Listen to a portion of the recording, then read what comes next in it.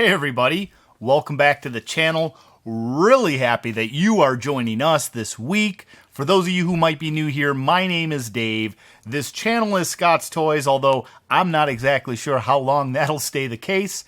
We'll see. Maybe some big name change news coming here in the future. I'll add it to the list of things to do. On this channel, we cover Lego investing, our Bricklink store, and some general resale stuff. This particular episode, we're going to be talking a little bit about the Lego investment side of things. I've picked up a couple fun sets that I wanted to share with you. Some for my own kind of collection, I suppose, and some for the Lego investment side of the business. I also end up sharing the sales for this week, and I believe I pull a couple of those orders as well. So before we jump right into things, if you haven't already, really appreciate it if you go ahead and click on that like button below. Go ahead and subscribe to the channel so that you can be aware of all the fun content that we produce, we being I, and I just really want to share this time with you guys. So thank you for sharing your time with me. All right, folks, we got another order in via Facebook. We're going to go ahead and pull that order right now. So we sold the Lego Juniors Incredibles set number 10760, Underminer Bank Heist. We're going to go over here to the shelf and get it pulled. Okay, let's see what we got here. Pretty sure it's over on this side. What do we got here? We got a bunch of new sets. Nexo Knight 10760. So this guy here, new in box, sold for $30. I had it posted at $33. They submitted an offer for $30. I was fine with that. It's been sitting on the shelf a little while. And it's time to get a little bit of cash flow. This stuff here I didn't necessarily have a different exit strategy on. These things are just to help generate the revenue to purchase more sets coming in. So thank you to Amanda from Montana for your purchase. So we've received another package that goes towards our Lego investments. I figured I'd go ahead and open it up and share it with you. It's another Walmart.com order. It is another set that is on the retired list or is already retired. I'm not exactly sure of the details, but I figured I'd open it up right here, share this experience with you. Hopefully, these boxes are not nearly in as bad a shape as those last ones. Let's crack into it.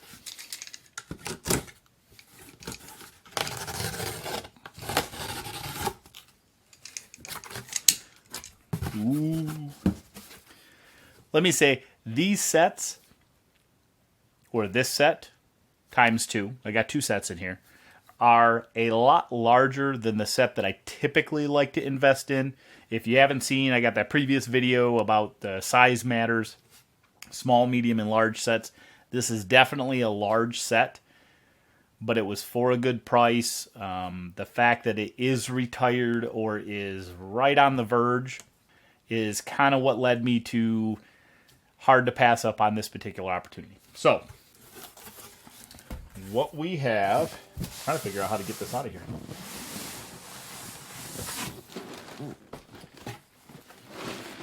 Is the Lego Ideas Treehouse set. Set number 21318. You can see this one in general. I would say this box is a little bit better than the last one. It at least has different types of damage. The back actually looks okay. The top, front, bottom all seem okay. A little bit of shelf wear, not a big deal. It does have a smidge of a squishy corner down here. So you can tell that the side of the box had a little bit too much pressure on it. It's definitely not mint. I don't know that I would... It's going to be tough. I don't know whether I'll classify that as a damaged box set. Let's see how the other one looks. Okay. Whew, these things are heavy. So this one looks great on the front. Top, sides, bottom. It does have a slight little crease in the back. So again, not necessarily a mint box, however, a really good condition box, at least as it compares to the last ones I had. Another nice thing about this, the box that it came in, this is actually going to be a fantastic box for doing a multi-SKU shipment to Amazon. I'm pretty sure that it fits within the 26-inch restriction, and I can get a lot of sets in here, up to 50 or 70 pounds, something like that. So here we have it. We've got our 2 sets. These, typical retail on these is $199.99. I picked both of these up for $169.99. And like I said, it's a larger set than what I typically care to invest in, which is why I didn't go as crazy. I didn't get 6 of these. I only got the 2, used one account for it. They're going to be a little trickier to ship and offload once the price gets up there, I think. And so I don't want to do heavy volumes of this, even though I think it will be a very popular set. The fact that it's one of the idea sets, I think, helps a lot as well. Tree houses are apparently a very popular thing. I think that this one, just because the size and magnitude of it, is very impressive. Although it'd be kind of hard to put in a city, I think. Because who in the world, unless you're out in like Washington with some giant redwood trees, who has a tree this big? Who can build like a full-on house on top of a tree? I'm not sure that fits into a Lego city very well. I mean, even if you compare this to like a modular building, the only kind of a city I think that this could go in is a completely custom-built city with somebody who has maybe taken multiple modulars and put them together to scale everything up to 10. That's what this treehouse feels like to me.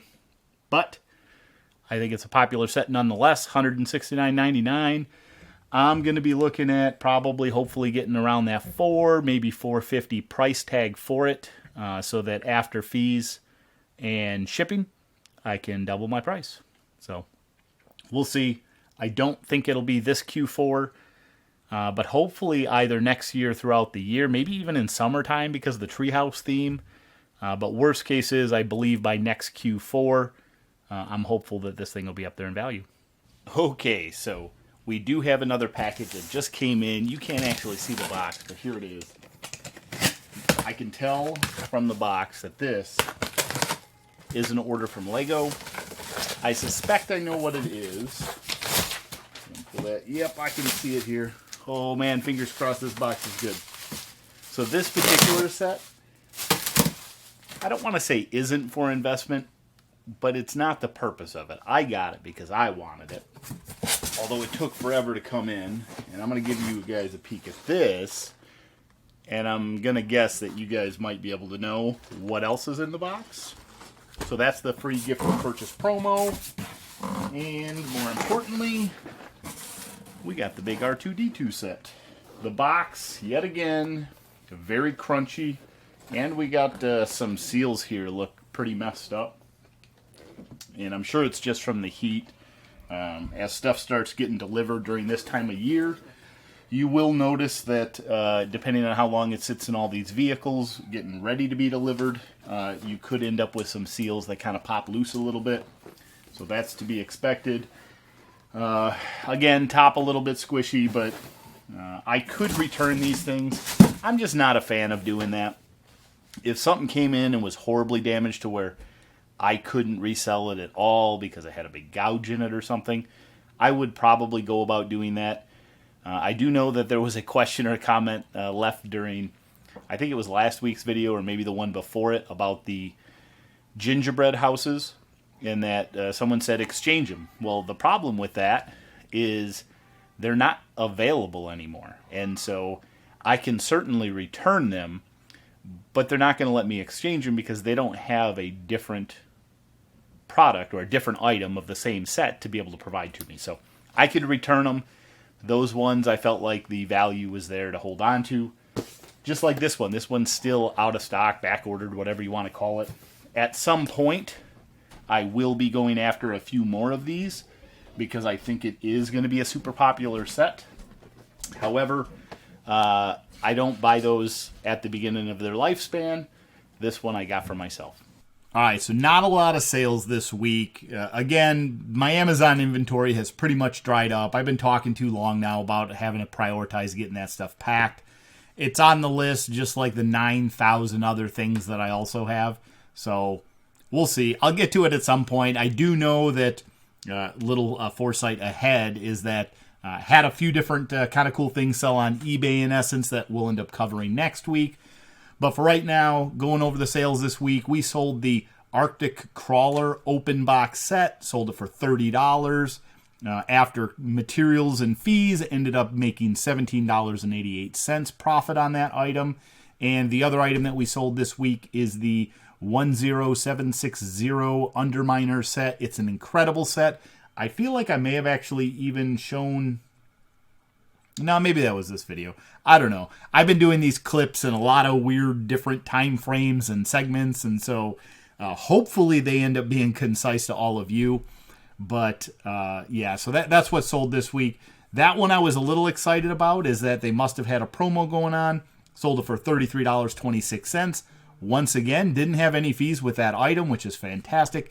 Gave me a total net profit of $18.26, which are the only two items we sold this week. Total sales for the week, we had $63.26. Total material costs, or cost of goods, $25 even. Total fees for the week, $2.12, giving us a total net profit take home of $36.14. Time to go buy some lunch. Or time to combine it with the money from the general resale, combine it with the money from the Bricklink, and actually have a sizable amount of extra income, especially considering how little I have been putting into all of this stuff over the last couple weeks. Hopefully I can get back on track and here during the summer months make a point to get a little bit more stuff going. I was just actually talking a little bit about all these garage sales going out there, and I'm like, man, it's hard to prioritize going and finding more stuff to source, whether it be for Lego or the Bricklink store, which I've been doing lots of that anyway, or general resale. Just because I'm not listing the stuff, I'm not sending my stuff into Amazon. I'm not getting my sets parted out and put in the wall. It's just so many different things, and it all piles up.